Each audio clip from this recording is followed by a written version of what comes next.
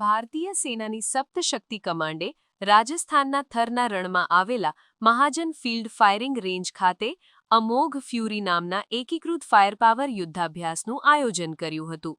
આ અભ્યાસનો મુખ્ય ઉદ્દેશ્ય વાસ્તવિક યુદ્ધ જેવી પરિસ્થિતિઓમાં ભારતીય સેનાની લડાઈ ક્ષમતા, સૈન્યના વિવિધ અંગો વચ્ચેનો સમન્વય અને સંચાલન તૈયારીઓનું પરીક્ષણ કરવાનો હતો. આ કવાયતે બહુક્ષેત્રીય યુદ્ધના વાતાવરણમાં સેનાની તૈયારીઓનું સચોટ પ્રદર્શન કર્યું હતું. આ ઉચ્ચ તીવ્રતાવાળા યુદ્ધાભ્યાસમાં યુદ્ધ ટેન્ક, પાયદળના લડાયક વાહનો, હુમલાખોર હેલિકોપ્ટર, લાંબા અંતરની તોપો અને ડ્રોન જેવા અત્યાધુનિક શસ્ત્ર પ્લેટફોર્મનું પ્રદર્શન કરવામાં આવ્યું હતું.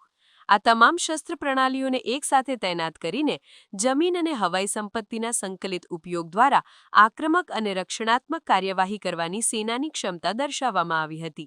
આ અભ્યાસમાં સૈનિકોને તૈનાત કરવા અને જમીની કાર્યવાહી કરવા જેવી ગતિવિધિઓનો પણ સમાવેશ થતો હતો. અમોઘ ફ્યુરી યુદ્ધાભ્યાસમાં આધુનિક ટેકનોલોજીના એકીકરણ પર વિશેષ ભાર મૂકવામાં આવ્યો હતો, જેમાં નેટવર્ક કેન્દ્રિત સંચાર પ્રણાલી, કમાન્ડ એન્ડ કંટ્રોલ માળખું અને વાસ્તવિક સમયની દેખરેખ અને લક્ષ્યાંક પ્રણાલી જેવી ક્ષમતાઓનું પરીક્ષણ કરવામાં આવ્યું હતું.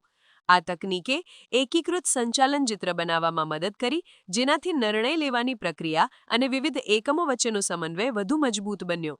આ યુદ્ધાભ્યાસ આધુનિક યુદ્ધક્ષેત્રના ઉભરતા જોખમોનો સામનો કરવા માટે ભારતીય સેનાની સજ્જતા અને તકનીકી કુશળતાનું પ્રમાણ છે.